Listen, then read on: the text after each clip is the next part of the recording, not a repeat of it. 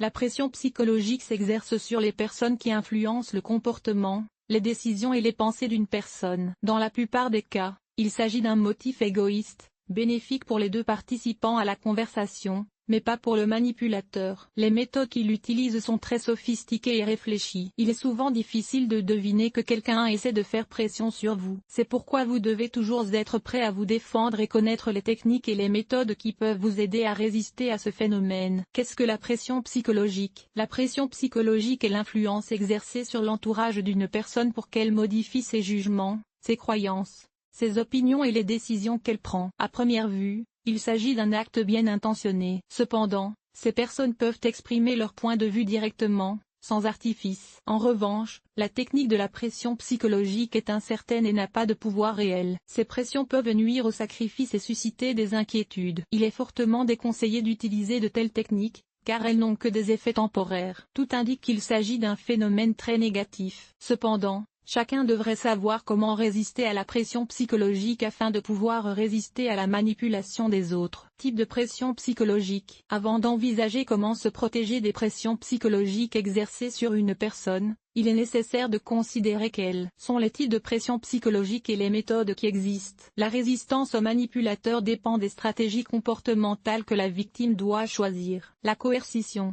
Cette forme est utilisée lorsqu'une personne dans un domaine a plus d'influence qu'une autre. Par exemple, des pressions psychologiques sont souvent exercées sur le lieu de travail. Les superviseurs imposent la subordination, vous forcent à accomplir des tâches que vous ne voulez pas, qui ne sont même pas des obligations, et que vous ne pouvez pas refuser sans conséquence. Pour savoir comment résister à la pression psychologique sur le lieu de travail, il faut apprendre à connaître ses subordonnés. La coercition peut être confondue avec la manipulation, mais la première différence est que le provocateur n'a pas besoin de conditions ou de prépositions pour transmettre l'information. L'humiliation.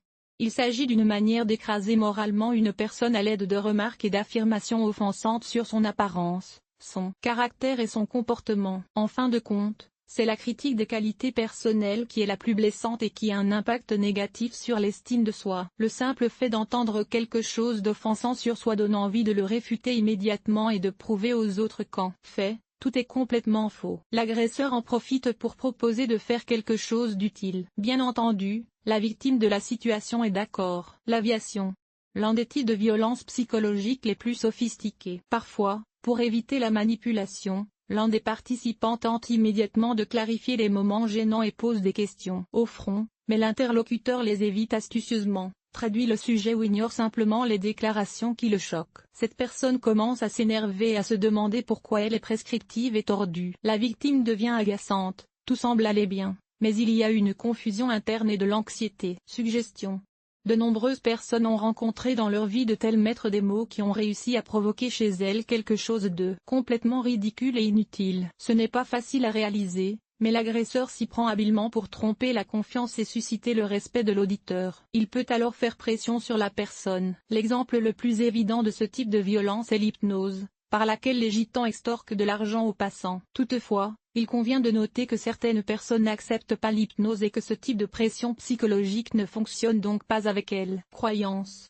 En apparence, il s'agit d'un moyen très raisonnable de persuader un interlocuteur de quelque chose. L'initiateur expose les arguments clés, les faits et présente toutes les informations de manière séquentielle. Il est difficile de résister à des arguments aussi logiques. De plus, la victime admire beaucoup le fait qu'elle soit considérée comme une personne très cultivée et intelligente. Toutefois, seuls certains types de contrôle ou de contradiction des faits devraient être autorisés. Toute la stratégie devient alors inutile. Ce type de stratégie est l'une des principales formes de pression psychologique exercée sur les enseignants. Pour les élèves de l'école primaire, l'enseignant est une autorité inconditionnelle. Souvent, dans les conversations avec les parents, les enfants s'appuient sur les paroles de l'enseignant. Et Maria Ivanovna dit qu'il faut le faire. Un enseignant qui travaille sans désir ni inspiration peut utiliser cela à des fins égoïstes. Le fonctionnement. Il s'agit de l'un des principaux types de pression psychologique exercée sur une personne, qui peut être appliquée de différentes manières. Elle se caractérise par le fait que l'agresseur exerce une pression psychologique et cherche à obtenir un gain personnel aux dépens d'autrui, de telle sorte qu'il n'est pas conscient de ses véritables motivations. À cet égard, Tous les manipulateurs ne peuvent pas utiliser cette méthode. Il faut être une personne froide qui n'est pas seulement sage mais qui comprend aussi la psychologie des gens. L'exemple le plus évident d'un manipulateur est l'escroc. Il a une stratégie claire, une façon de profiter des autres, et il est habilement écrasé là où il est le plus vulnérable. La libération de la charité, une manipulation de la gentillesse, de la compassion et de l'empathie de la plupart des gens. Les gains importants dans les loteries et les casinos en ligne sont des manipulations des personnes dont les revenus sont faciles. Le même type de violence psychologique est utilisé dans le marketing de réseau. Des méthodes de comptage astucieuses présentent aux victimes des chiffres attrayants qui peuvent être atteints avec un minimum d'effort. Les manipulateurs sacrifient activement les attitudes et les croyances de la plupart des gens.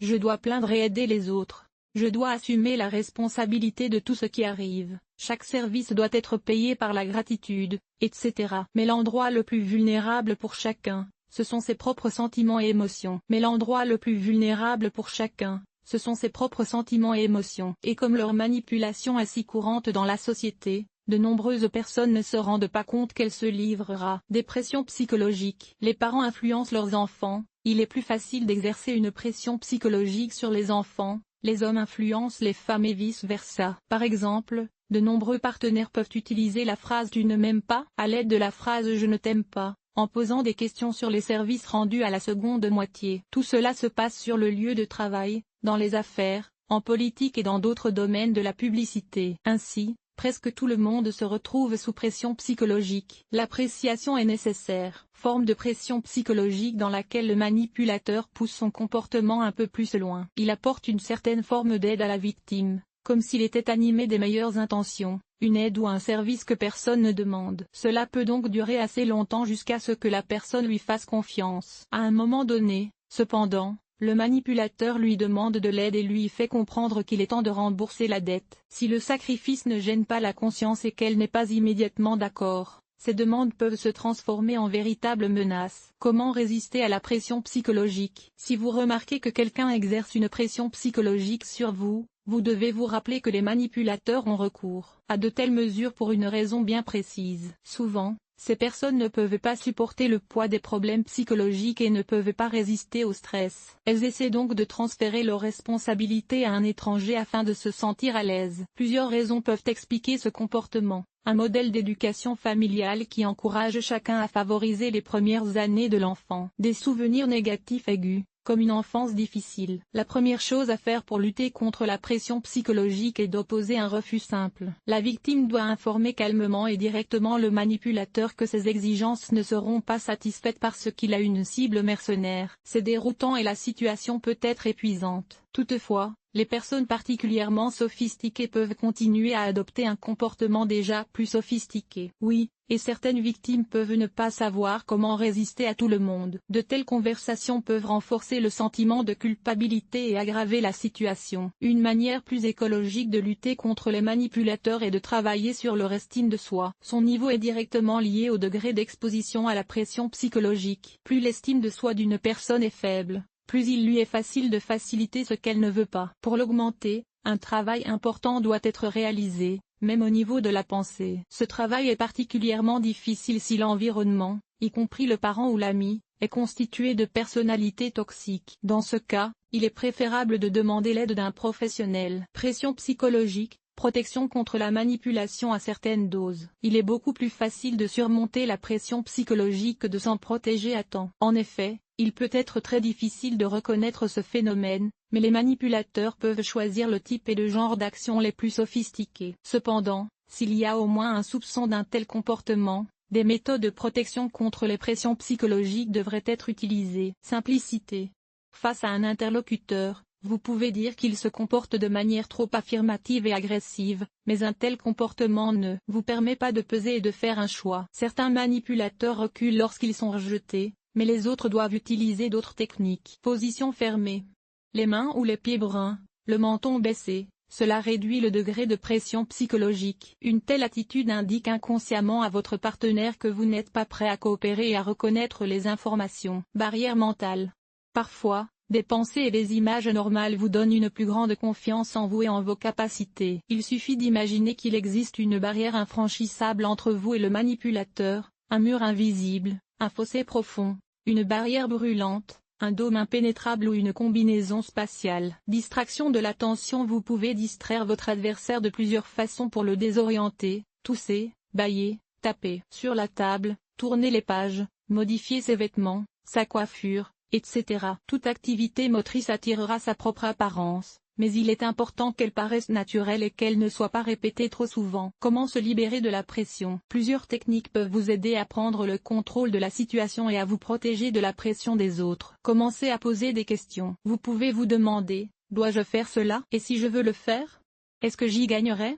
Puis-je refuser? Les réponses vous aideront à vous adapter à une position défensive si nécessaire. Les questions de clarification posées à l'autre personne peuvent aider à gagner du temps et à déterminer les faiblesses. Il est important de surveiller attentivement ces gestes non-verbaux. Lorsque les gens entendent des questions confiantes, ils peuvent renoncer à leurs intentions intéressées, etc. Déterminer les avantages que votre partenaire utilise. Cela l'aide à trouver votre force plutôt que ses mots. Si le manipulateur met en avant son expérience et ses connaissances, vous devez mentionner vos qualités professionnelles et vos avantages. S'ils sont couverts par l'autorité de quelqu'un d'autre, vous pouvez les remettre en question et déclarer qu'il s'agit d'un élément subjectif. Vous pouvez alors envisager des demandes imprévues et urgentes qui renvoient à l'emploi et à des questions plus importantes. Trouvez des moyens d'utiliser vos avantages. Comme ci-dessus, vous devez trouver les mêmes stratégies que celles utilisées par vos interlocuteurs. Il est seulement important de construire une protection et non d'aller loin. Attendez le moment où les forces sont égales. C'est à partir de ce moment que vous pourrez entreprendre l'action suivante. Si vous vous précipitez pour passer rapidement au point suivant,